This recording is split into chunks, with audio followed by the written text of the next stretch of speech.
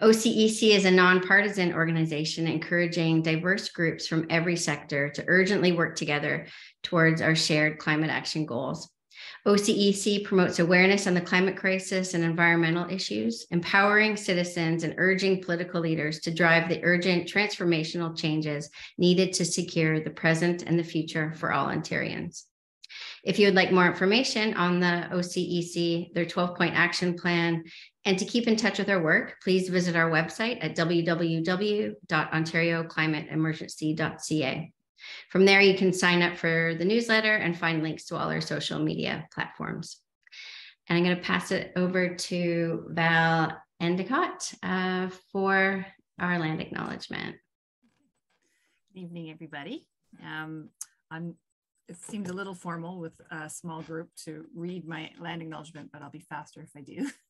So 2 weeks ago, Stephen and myself here, we were standing in a huge circle of people and we were offered a smudge and then tobacco to give as a gift to the land and water. And the land was Eglinton Flats and the water was the Humber. We were at a protest organized by the Inagbi Indigenous Youth Agency to stop Metrolinx from clear-cutting a swath of forest and green space to make way for the Eglinton Light Rapid Transit that's going across.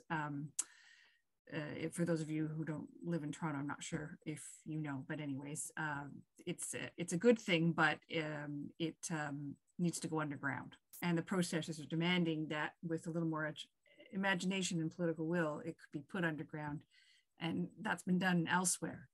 So it's a terrible thing that the Metrolinx that's building it thinks that this land is just empty space and they can build through it.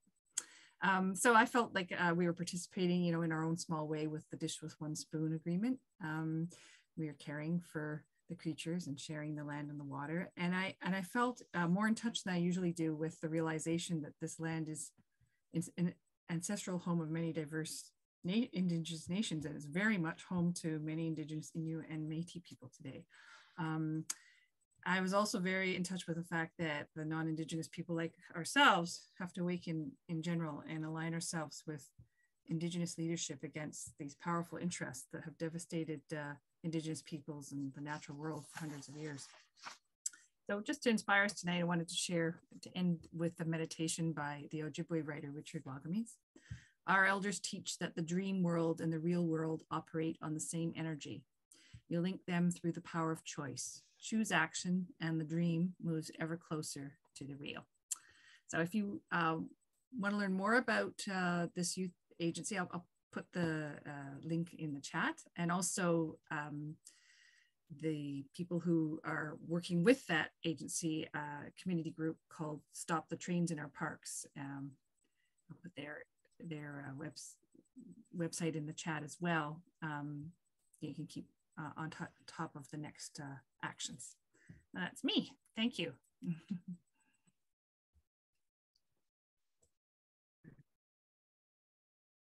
Thanks, Val. That was really beautiful. So tonight's session, the Migrating to Mastodon, is a kind of personal one for me. One of the things I do at OCEC and the signatory Climate Fast is social media. And the shocking and upsetting changes that are occurring on Twitter made me want to get off the platform as quickly as possible in the late part of 2023.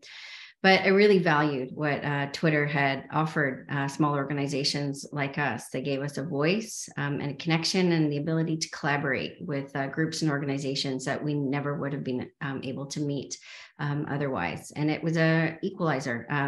We were on the same playing field as the big guys, and that meant a lot to the little groups like us. But when I learned about Mastodon, and I heard about how many other climate and social justice groups were making the move to this platform, my curiosity was definitely piqued. And I've been dabbling on this platform, Project Mushroom and Spore Social, for about a month now. And I have to say, I've been so impressed. So tonight I am thrilled to have Megan Retton-Walker join us and run us through how you can also migrate to Mastodon. So Meg is a climate justice organizer in the Waterloo region. She's organizing for Fridays for Future in 2018 and 2019, climate emergency declarations in 2019, and the 50 by 30 commitments adopted by the region in 2020. She's also the Director of Partnerships at Currently and a lead on Project Mushroom. So thank you, Meg. Thank you so much, everyone, for having me. Can you hear me okay? Just want to make sure. I often start talking while I'm still muted, so sometimes. Okay, so I'm going to share my screen. And as Susan said, sorry, just making sure I'm sharing the right screen. So as Susan said, Twitter was a great equalizer for a lot of climate folks like me who was concerned about the climate emergency. I just had my son, he's 8 now, going to be 9. And I was a stay-at-home mom, and I was just constantly panicking about climate change and trying very desperately to figure out where I could fit in. And I started to just talk to people, and a lot of my organizing came out, a lot of my knowledge, and eventually that helped me become a climate communicator came out of Twitter. So I have a lot to thank it for, including my job right now, which is at Currently, which is a weather service for the climate emergency founded by Eric Holthouse. And about 2 months ago, because Twitter was having its meltdown, it was leaning very right-wing. It was not, right now, it's very hostile to climate information. Elon Musk has kind of taken a turn, although I would argue that he was always leaning towards the right, away from climate action. We decided that we were going to put together a platform on Mastodon that was very specifically dedicated to the big umbrella of climate justice. So all those root problems that come together to make the climate crisis and the planetary crisis that we're all facing and that we're all working on right now. This is where we want people to come to work together across all of those aspects. So again, this is Project Mushroom, and it's brought to you by Currently, a weather service. So Currently is, like I said, a weather service for the climate emergency. It was founded by climate journalist, meteorologist Eric Holthouse. We very specifically want to help people adapt to the climate emergency with daily weather. We have a team of meteorologists. We have 20 plus weather reporters and meteorologists around the world. We are looking to expand into Europe. We're currently in Australia. We're going to go into South America. We want to have climate journalists and climate reporters, the weather team all across the world. We have, here, we have daily journalism and we have daily weather updates because the weather connects all of us. It's how we experience the climate emergency. Climate may be the personality, but the weather is the daily mood.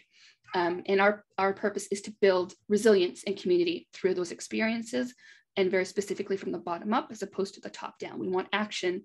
We're not waiting for action. We're not waiting for anyone to save us. We know that we can do, like I think we all know here, because we're all part of community groups, we can save each other rather than wait.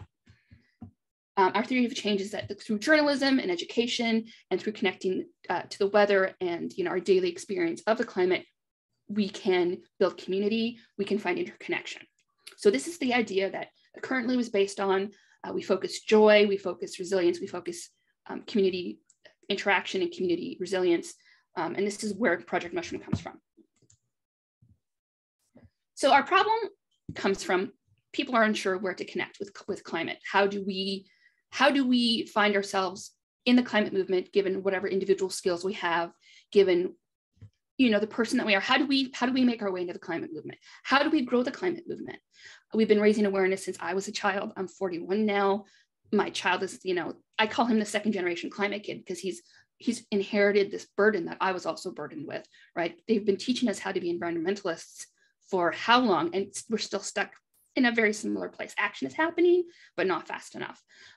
So we need a place that's not Twitter, because Twitter is hostile to a lot of us now. That is very specifically for climate justice. So where do we put that? Where do we bring this big umbrella for people to shelter under for climate action and climate justice? Then they need a place that is not focused on despair. We want to empower people. What do we do there? So our solution was to build Project Mushroom. And none of us, Project Mushroom is not meant to be Twitter. It's not meant to be this big, broad, catch-all social media platform. A lot of current articles will come out saying, there's a lot of people building apps right now. The future of social media will be decentralized. And in many ways, that makes us safer. So again, to transform social media, to create a safer space on the internet for millions of people to organize and to come together, share resources, and simply coexist with like-minded people. This is not a walled garden. It is a place of work and connection. And anyone here who is willing to come to this space to learn. We do have moderation rules. I'll go over them very briefly, some of the more contentious ones, because there's some things that people don't necessarily understand might be a problem. We want progressive politics. This is a very unapologetic justice left-leaning space, because we are all justice left-leaning people, and I don't think there's any shame in that. We are not the right equivalent. I think that our purpose and our mission is very much pro-social, pro-democracy, but this is where we can all connect together. And we want this to be a safer space to save the world. And I don't say safe space because it takes work to create a safer space. There's no such thing as a safe space. It's a safer space. It requires intention, and we have moderators, that sort of thing. It requires us all to treat each other well. It's a process, not a product. Again, as we all are, as my child is, as every single person is, we are not just a static thing. It all takes work. So again, our mission is to create a place that promotes connection, mutual aid, transformative action at a critical moment in history, centered in joy, justice, and action, a place where harassment and bigotry cannot thrive. And we know that climate justice is deeply rooted, climate action is deeply rooted in justice. And I don't think that is something that we talk enough about. At least when I became a climate organizer in Waterloo region, we are very technologically focused. We think of ourselves as the Silicon Valley of Canada. And there's a misapprehension that we need to just sort of come together unified, and it's going to be a technological fix. I don't believe that. Technology is only one aspect of it. We can replace all the cars with EVs, and we still have a problem with roads cars killing children, right? There's still the Metrolinx that is going through and infringing on Indigenous land and killing wildlife. We're living through a biodiversity crisis. This is not just a crisis of carbon emissions. It is a whole civilization crisis. And that civilization is determined by a very select few of us. So how do we counter that? With the legions of people that I know care, because I know people care. As a climate organizer, we have, I know people care, and there's just this idea that we have to raise awareness, and that's really where we need to be right now. But I think we need to empower people, because more people care, they just don't know what to do about it. So it's still possible for us to take action on this warming planet. It will never be too late. It's always going to be worth it to act. And we need a space where progressive and marginalized folks can do this with the harassment of right-wing folks. And as we get, and this is also why I call it a safer space, as we get more notoriety, as we get more attention, as perhaps the space gets bigger, we will garner attention from folks that are not ideal. So we monitor this, and we make sure that it's not censorship by any means. It is cultivating and curating to make sure that people are safe and feel comfortable. They are rules with which we treat each other. And a little more on that, we have, let me just pull it over here. Sorry, I didn't have this previous. We have a set of moderation rules. So no racism. We are unapologetically pro LGBT plus. So no transphobia.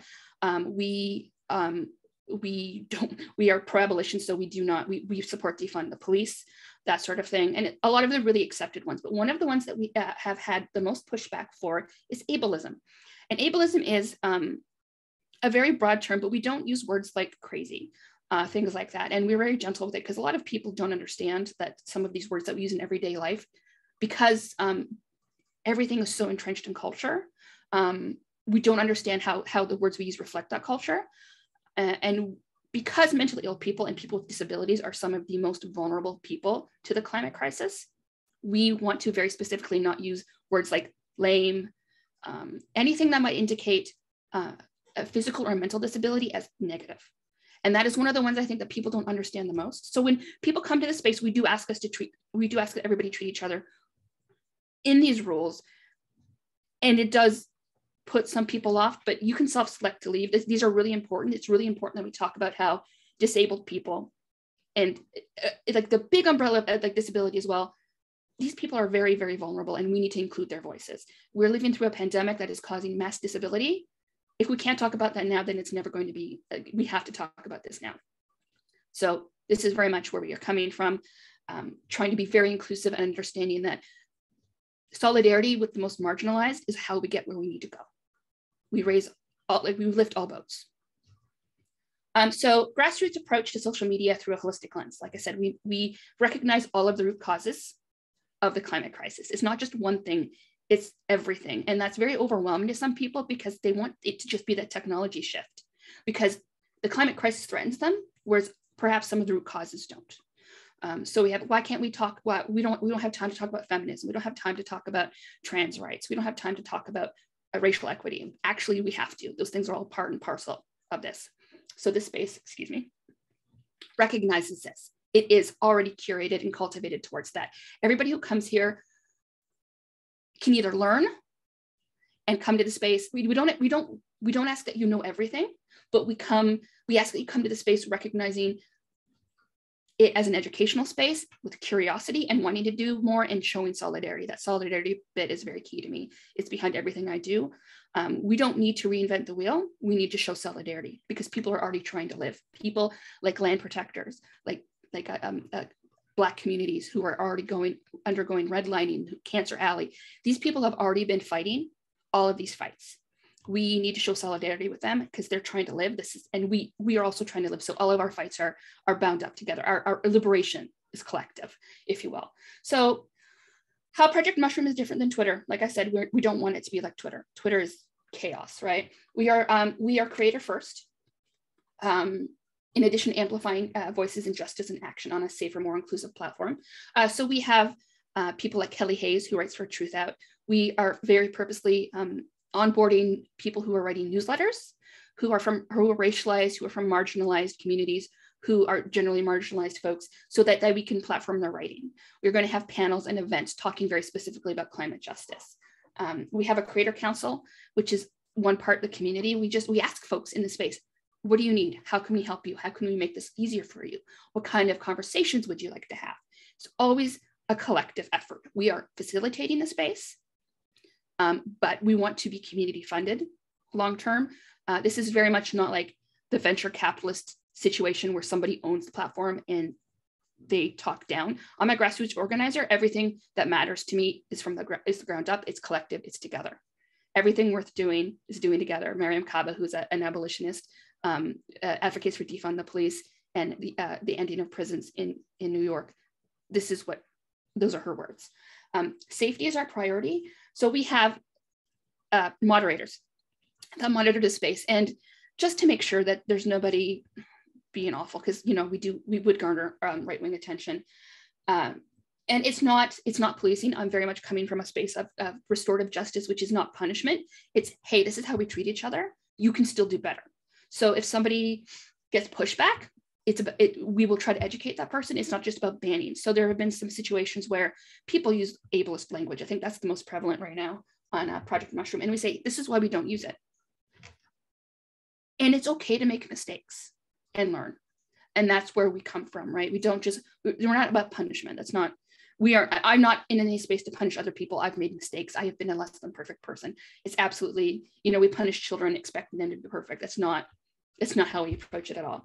So we have community safety, and often I've found that we're willing to jump in and protect each other and educate each other. So it's a collective effort there as well. And I think this is very important because Mastodon is confusing. It's a new social media platform. There's all kinds of stuff that's new, to me at least, I'm sure to everyone else. We are constantly trying to make it easier to use. We have a whole tech team behind us. We had, and as soon as I'm told in this space, hey, I'm having problems with my pictures, I can't upload this is what's happening, it goes right to our team. We have a small team. We're not a big faceless company. We are all very much part of it. You can see who we are. You can reach out to us on the platform. It's very personable. We are very much part of the community. So we are constantly trying to make it easier to use. So this is just an overview of what we've built and what we want it to do. So you can access, it's an audience through the greater bulk of Mastodon. It's more than 250,000 people specifically through Spore, but it's pretty big. It's not as big as Twitter, but if we're going to curate and people are going to come to it willingly, wanting to learn and wanting to work with other people, it's pretty impressive. We have one of the biggest servers right now on Mastodon. And in this case, servers are, if you think about like individual computers, right? And I'll talk about this later when I talk about the difference between Mushroom and Spore. If you think of every instance as like little like groups, say we're all climate action groups, right? And we don't necessarily we can interact with each other, but we're not necessarily part of the same thing. It's like little hubs, little technological hubs, but for chatting. I don't know if any of you were betrays my age, but again, if you were on the internet in early days, it's kind of like how everybody had different chat rooms, but we can connect them to each other, and we'll go over that more.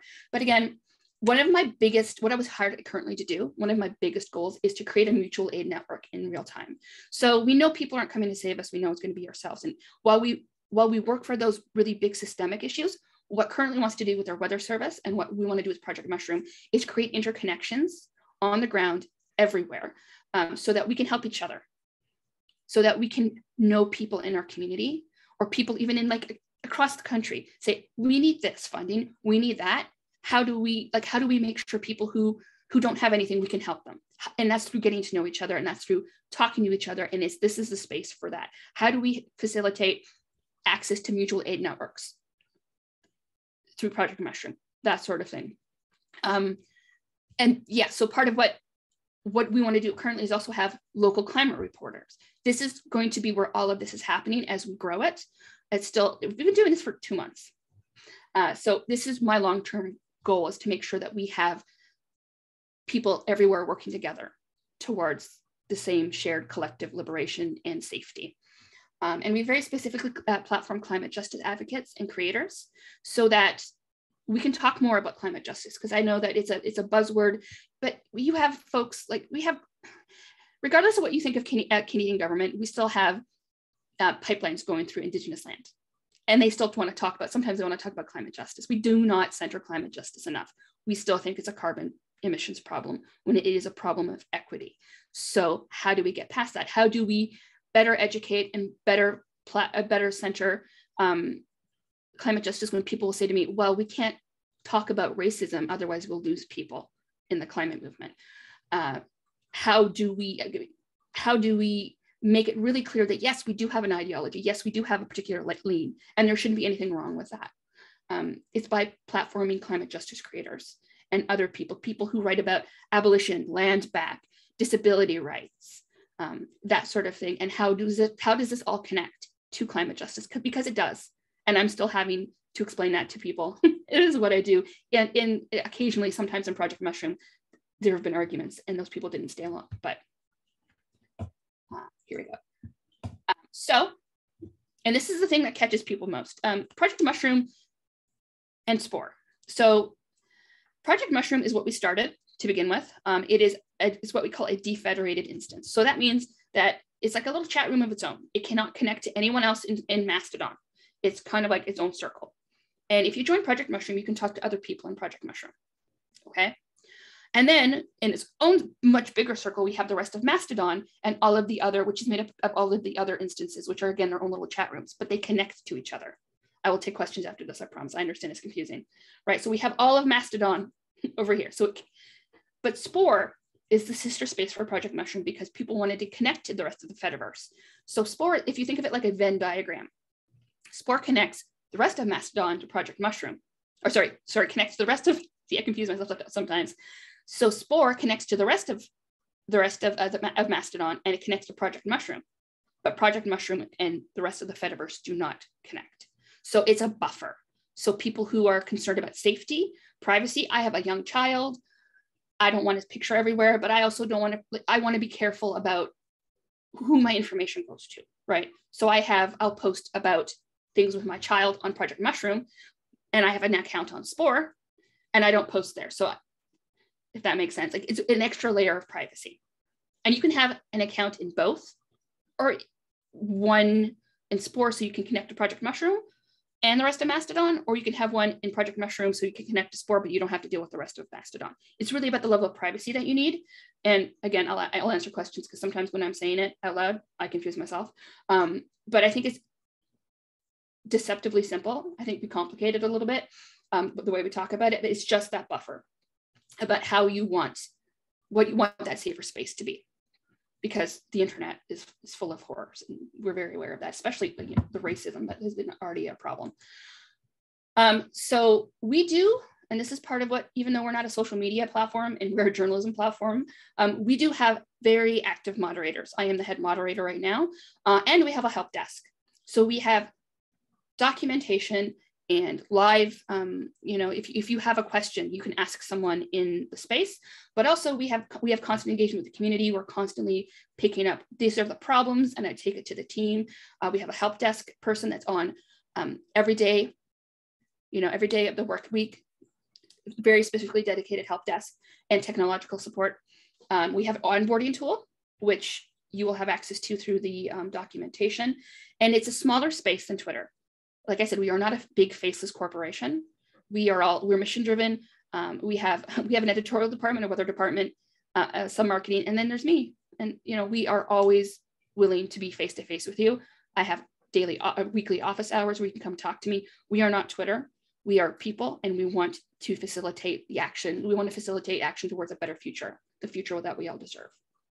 And that's what our mission is. And again, mission driven always. If we're not working for the people in the space, we're not doing the job. And that's my presentation. I'm happy to answer questions. Oh, one moment though.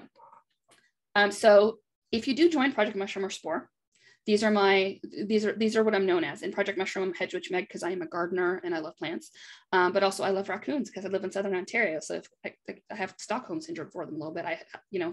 They're everywhere. So I'm also a raccoon at spore.social. Thank you.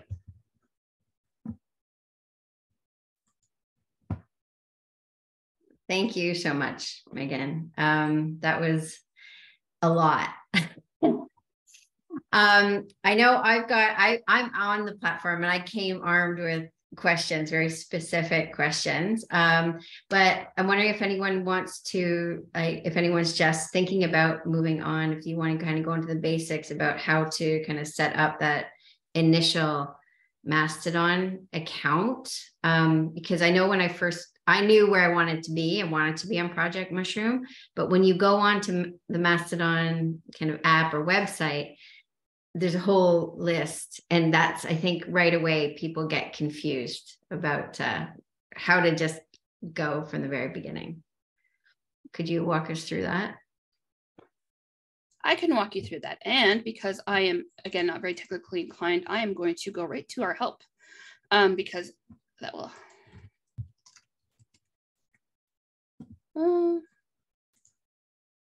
sorry, one moment, please.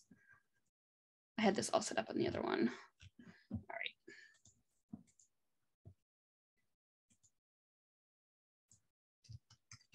And when you go into the space, also, if you have concerns about the help documentation, it's actually, there's a megaphone right at the top.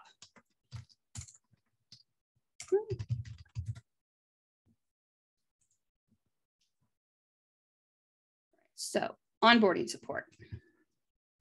So I'm going to show you this as well. I'm going to share screen really quick, if you don't mind.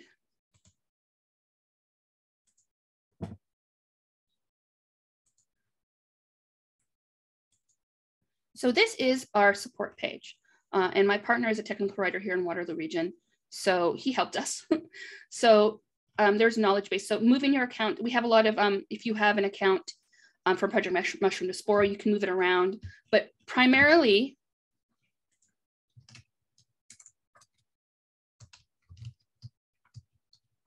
what you will want is how to get started.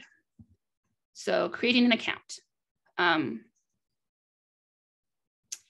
You have all the instructions in here because Project Mushroom is not federated. You have to make sure whether or not you want to be in Project Mushroom or Spore. So public or private, it's pretty straightforward. This right now, this is a little bit out of date because we are no longer using the invite link. We are now just letting everybody join and our moderators can handle it. It's pretty similar. So you go to projectmushroom.com and it's pretty similar to just Twitter. So you show up to projectmushroom.social and it brings you here and you create an account. And before you create the account, it gives you the ground rules. And like I said, we have these before you even join, we have these moderated rules, and they're just codes of conduct. We just want to make sure people come in knowing that we treat each other with respect and dignity. So we go through and you accept. And it's pretty straightforward. You start with a display name, username. So this would be your name. So the name. And then you put something like that. And then you put your email address in. And then you create a password. And then you sign up. It's pretty straightforward. Do you have any, like, are there any questions about that? Is there anything I'm missing out? There's something called one thing that so I think I signed up for Project Mushroom, and then I wanted to be part of the Federated. I wanted to find people, and now I'm very confused. I don't know when I'm in Spore and when I'm in Project Mushroom. You have two different, you're using both, right? You have two different accounts? Yeah, I think so. I tried to do that migration thing. Okay. This is confusing. So what I usually do, I have two instances on my phone. I have one that's just labeled. I use it largely on my phone. I use two different pictures, and it will get confusing if you have more than one Twitter account. It's similar. You can set certain things up that you'll catch, but largely what you'll notice is that the difference in people who are speaking. You'll see more folks from different instances will be like so-and-so at mastodon.social, right? It won't be spore.social. So there's the tags at the end of the names that you'll notice are different. There, I'm gonna just pull up mine, Spore. This is my Spore. This is yes. Oh, so you'll notice in Spore you'll have, it says anonymous. You're non-news at nerdcultural.de. There will be a lot more, a lot different. It's like saying at instead of Twitter, it'd be just different names of the different servers. I want to make sure that making sense. So mastodon.tucsonsentinel.com, right? There's a lot more variety allowed here rather than Twitter. Everybody's on Twitter, right? But other people are on different just servers, that little circle, right? And you can see people on Spore if you follow them, but you don't necessarily see them. You can choose who to follow, and people can choose to follow you from different instances. So you can interact, but on Project Mushroom, you can only follow people from Project Mushroom. But okay. I think this is, sorry, Susan, go ahead. Oh, no, I'm starting to understand, because one thing that I was worried about, if say OCEC decides to shut down, and we haven't made that decision, but if we do shut down the Twitter account, and we've been working on a year to get a following, how do they find us again? Was a big worry. That is, yes, I understand that. So, but if we set up in Spore, then we can just put an announcement out saying this is our address, and whatever, regardless of what Mastodon server they choose to use, they can find us on Spore. Yeah. Okay. Yes. So they'll be able to follow your account from anywhere, unless it's behind that gate. I'm sorry, I talk a little bit and then I get the hiccups. No, and unless we're in that Project Mushroom space, everybody from Spore can see everybody from Project Mushroom and the rest of the Fediverse. So you really want to be on Spore for that big sort of reach. Got it. And that's where our weather team is. It's on Spore. So, hi. Go ahead. Hi, it's Stephen here. Really, thank you for tackling this for us. I'm believe it or not, an IT type of guy, and so I'm going to just say something and see whether or not this resonates. It's okay. Basically, you can have an account in Mastodon, you can have an account in Spore, and you can have an account in Project Mushroom. Yes, you can actually have an account on every single instance if you want it. You can have so many of them everywhere. Yeah. In my case, I went ahead and created a Mastodon account 2 months ago and follow one person, and one person may be following me. I haven't even checked. But now I come along and let's say Valerie here says, I want to just go to Project Mushroom. She doesn't need to create a Mastodon account. She can just create a Project Mushroom account. Yes. So it's actually, sorry, go ahead. If you had. Oh, that's no, great. Okay. I've got that. And then Spore, I would create in my case, if I'm a Mastodon user and there wouldn't be a lot of reason to be a Spore account if I'm in Project Mushroom, because I can see then Project Mushroom with my Project Mushroom account. And because I'm on the full Mastodon, I can see everything in Spore as well. Yes, as long as you're connected to, sorry, I don't mean to interrupt you. Yeah, no, that's great. Yeah. Yes. So then I have one more question, which Go is ahead. that I am an iPhone user. Yes. So I'm thinking this may be just a programming thing.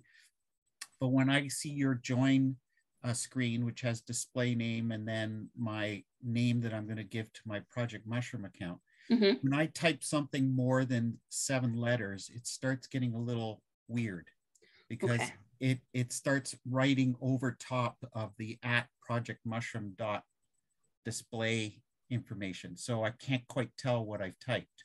That's frustrating. I'm sorry about that. But I see though, because of your shared screen, what I saw there was a lot more room to maneuver. I'm one of those strange people that date back to the beginning of the internet, so I have these long names, and I continue to use the same one wherever I am.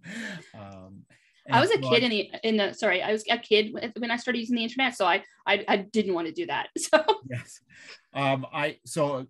HMS Hotspur 19, which is, I don't even know how many letters, but it's at least 12 letters.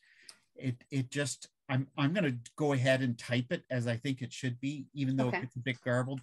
I'm going to put in my email address, put in the password, hit confirm, and hope that it took it. But I'm just a little worried that because the way it gets displayed, I'm going to end up with a username that actually isn't the one I want. So that's my specific. Oh, sorry. I think that's a problem with the way the app is designed for the iPhone. I don't use the iPhone. I usually use, it works better. Quite frankly, it does work better on browser. It really does. So what I actually going to do is not use my iPhone, and I'll go upstairs and later and do that. Okay, great. That brings up a good point. Because I do recommend you use it on a browser. It works better on the browser. Yeah. I'm a Android user, so it doesn't do that as much there. But most of it's on. I'm at work, so I usually have it on my computer. I don't use it so much on the phone, and that's an issue we have. So we use the Mastodon software, right? But we don't code it ourselves, right? I think we could eventually do something called forking it, so we could create our own instance, and we could create our own like total Mastodon. But as it is, it's kind of like Twitter, but we have our own little Twitter server. Right. I am not technically inclined at all. If I noticed the other thing is that in the search for the Mastodon app that I have on my iPhone, and I typed in Project Mushroom, most of the things that came up were hashtag Project Mushroom. Yeah. Not the name of Project Mushroom, like @Project Mushroom.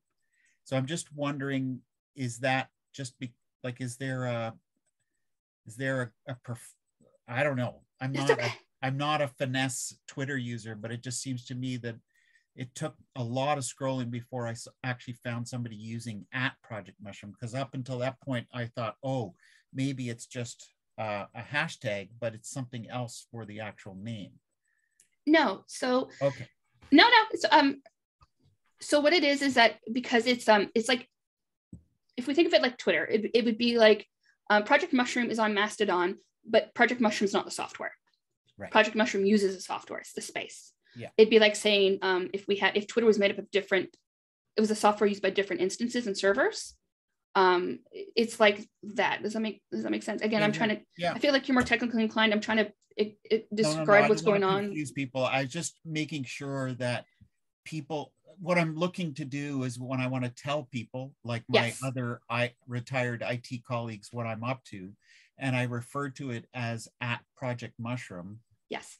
That they are going to end up somewhere close, if not right where they should be, if they want to join as well.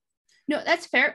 It's an instance on Mastodon. So Mastodon's the actual app.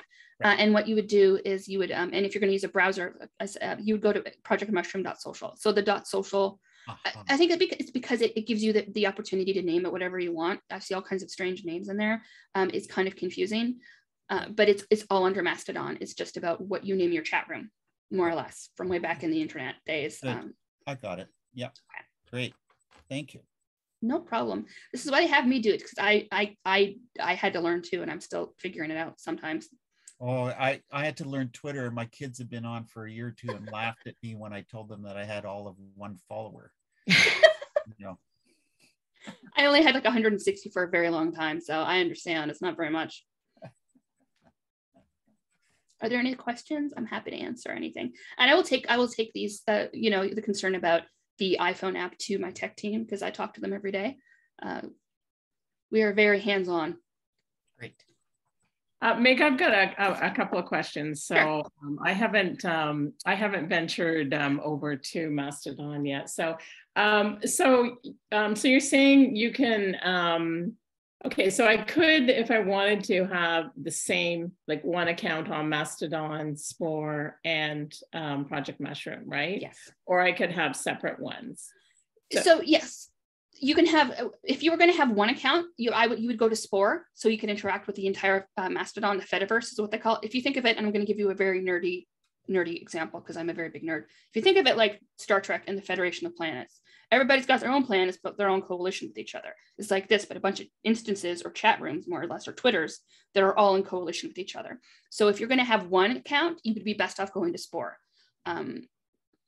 Okay, so Spore would give me access to Everything. Mushroom and everything. Yes. Okay, all right.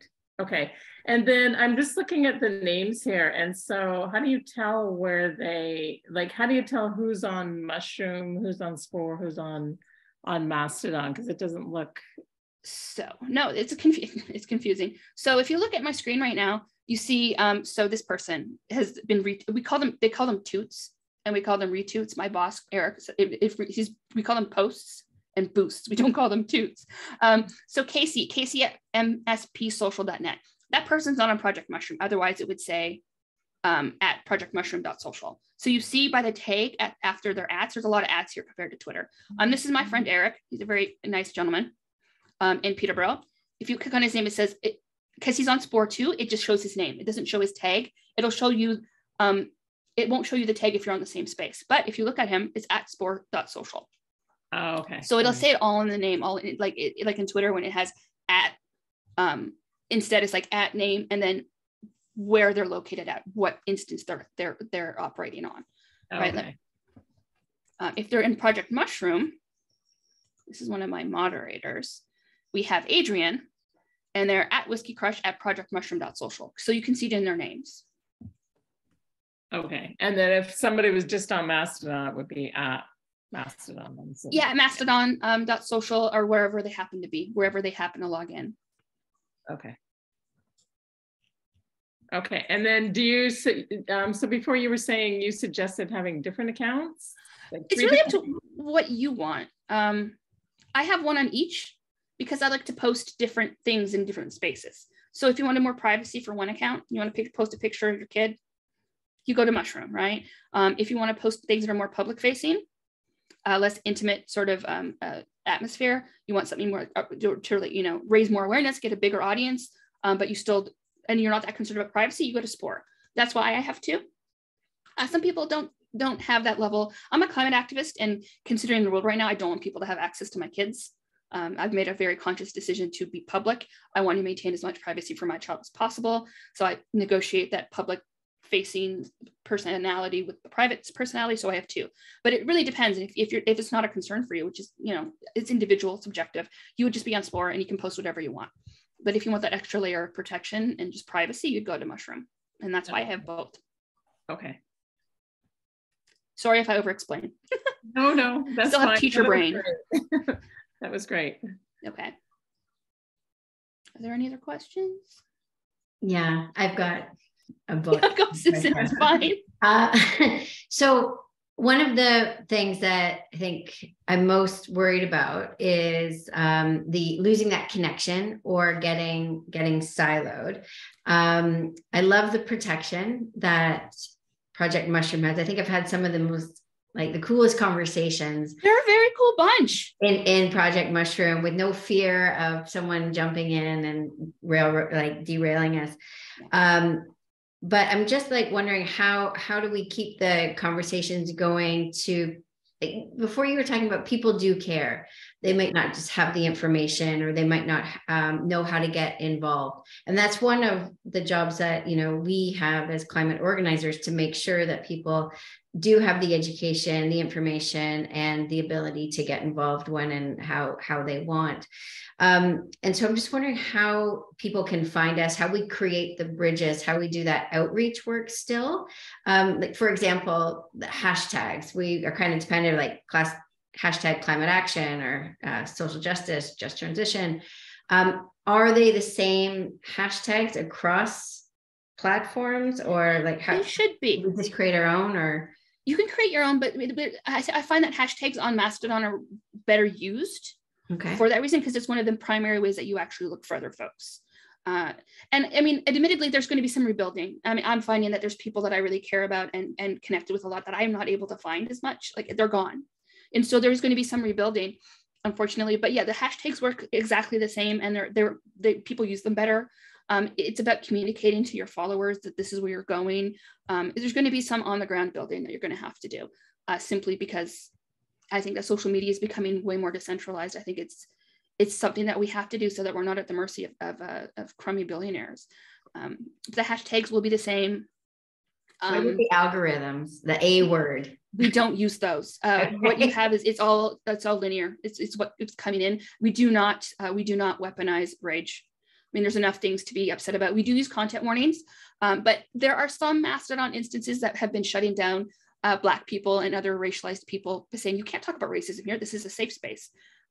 But that's not how we work. We need to have these conversations about justice. But if you share something that could be upsetting to someone, we recognize that we are all coming to the space as organizers, as people who care about the world. We might be a little bit, if you think there's something that people need to have a content warning on, say, hey, this is about genocide or something else awful. You can content warn that so people are prepared for it, but we will not tell you, we will never tell a person of color that they need to soften the blow of their, of sharing the oppression that they've had. So it's all going to, there's not going to be any censoring. We'll still use the same, we'll still be using the same hashtags. And often enough, people will be still on Twitter. I'm still on Twitter. I don't use it very much anymore. But I share content about what's going on in Project Mushroom. Elon Musk doesn't like that, but I will say this is what we're doing over there. Across platform, especially initially, that's what I recommend, is not getting rid of your Twitter account just yet, because this is all so new, is sharing information about your work on Mastodon before you get rid of it, so that you can have that there and people can have access to that, so they can have the transition, right? It's the bridge over.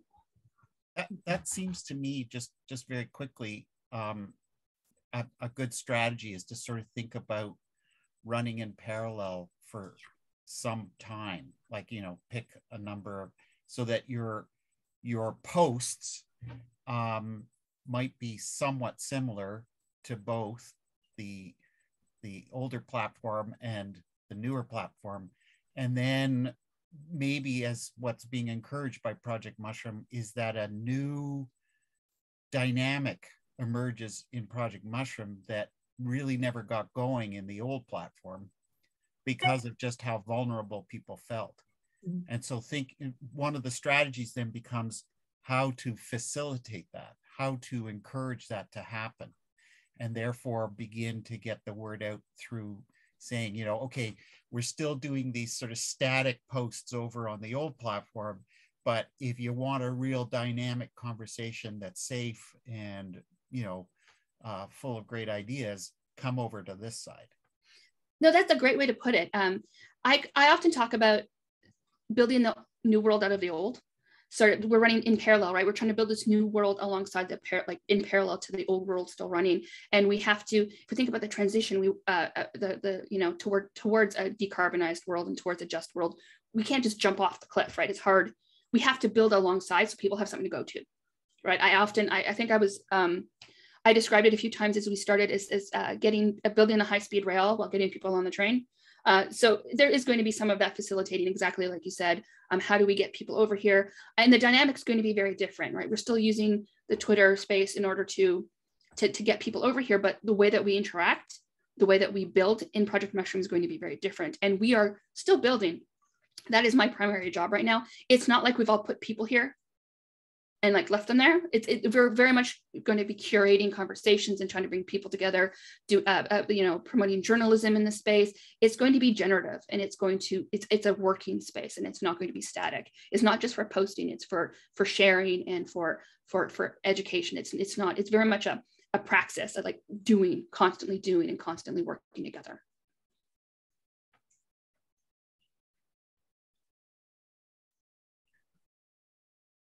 Do you have any other questions? No, just ideas. Keep buzzing. No, share them with me. I love that. I think that, I try to think, we've just been dealing with the city, know, and every city official of some level or higher, including the elected ones, have a Twitter presence. Yeah.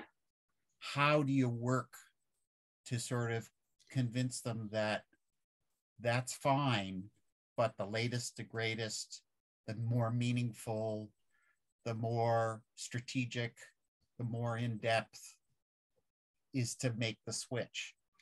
We might not, but that's where we come together to resist them. Right. But it seems to me that what you want to do is you want to be able to you want to have these small victories of bringing over, to create those sorts of trends. So Susan, you're in the same ward as we are, how do we convince Josh to sort of realize that, yes, he's still going to have to keep a presence over there, but, he's going to be that much higher in our estimation if he begins to sort of see that, Twitter was okay, but, we've moved ahead in the same way that Twitter was a great thing compared to email. It's that type of thinking. I don't have the answers to though, but I'm tweaked by the the challenge. And it is like, it's like, this is the kind of the deeper, more intelligent conversation where we're really more invested in the outcome. We're not just yelling at each other, we're listening to each other. And that's what I've liked so far. From what I've seen and what you don't get on Twitter. So yeah, if our government officials want to have meaningful conversations with people, this is probably the platform that they want to go in and listen in on. Exactly. And if you want to be connected to your community, this is where to be. Your community, this is where your community is. And I think it really depends on the politician. I have a lot of I talk a lot to my local politicians as well. And local politics matter a lot to me. I think that's really where the change happens. It's diffuse and it's everywhere, but it's really what you got to make change where you are. And I think it really depends on the politician. Yeah. And content. I mean, content has been the chief driver for lots of, if not all things on the internet, pretty much most. And so, thinking as OCEC, thinking as Climate Fast, thinking as T, thinking what, and thinking about values and thinking at the same time about outreach, it really does, I think, require sort of a sit down and sort of say, how has Twitter been, really not really that great? And how could we make something more? And, how do we bring people along with it? And I don't know, it might tweak people because they may be, sort of numb at this point with social media in the way that it has evolved to date. Yeah, I think that, I think it comes back to how we think of, do we need to be centralized? And we are also building something new together. And I've been telling people that, be really, really honest, is that this is not just about us building something that you come to, like Twitter is. We build it together. You have access to it. You have absolutely all kinds of input with us, and we will pick it up and we will run with it. We are facilitators. We are not reinventing you. You are coming here as your whole selves, and we encourage people to also talk about their odd, like their interests. If you're into nerd things, or if you're into, CB radio, we have a gentleman who really likes CB radio in this space. And, we bring our whole selves, because this is, again, not a siloed issue as much as people like to talk about sometimes how we being afraid of being siloed. I think that you can bring your whole selves like you bring to Twitter, but in a space that we all know we want to go in the same direction. We all care about the future of the planet and each other, and we can find other ways to talk about it. We have podcasts in there about Star Wars and politics that connect the climate crisis to Star Wars. It's really fun, and you know, it's social. Social media is, I'm there because I've made connections with people, and we don't always talk about serious stuff. So it's that recognition as well. But you know, it's a social space without all of the baggage of Twitter, and we're actively working against that all of the bad things that come with Twitter, and that we don't want to be Twitter. But you know, insofar as I'm thinking here, I'm sitting here thinking about, you know, getting access to politicians, and it's also a place where you can conspire. You come together with your co-conspirators towards that shared future together, and that's really what I want. And it's for organizers, for people who want to do that work together. And then so you still have a Twitter account, so you can yell at your ward counselor. But you know, this is where the really good work happens. Exactly. Yeah. So you know, sounds good. Meg, is it possible to cross post? Like I thought I saw some, like I thought when I was on Twitter, I saw people posting from Mastodon. Like, is that just my imagination, or is it possible to cross post? Yeah, it's possible. You can post in both places. I don't think we don't have anything that will automatically do it for you. I know in Instagram, I don't use Facebook and Instagram, but Instagram you can post on Facebook as well because they're owned by the same awful company. But yeah, you can post in both places. We don't have any rules against it. Elon Musk might eventually. He doesn't really like Mastodon as a threat. But yeah, no, there's nothing stopping you from using both platforms. And I know some people don't. I mean, I don't want to have a bunch of different accounts, but it's not a problem for you to cross post. Okay, yeah. No, I guess what I meant was, can you do it automatically? I can ask about that. Our tech team, I don't know, and I'm going to be honest, I don't know if there's any way we can, but I can ask, because that would be helpful. I understand that. Yeah, because I just thought I saw somebody. I thought I'd seen somebody do it. It's entirely possible. I just don't know. Okay. I tend to do things the hard way just because it's the way I know how to do them. I'm that age. So yeah, I can ask. I can bring that to the team. Okay.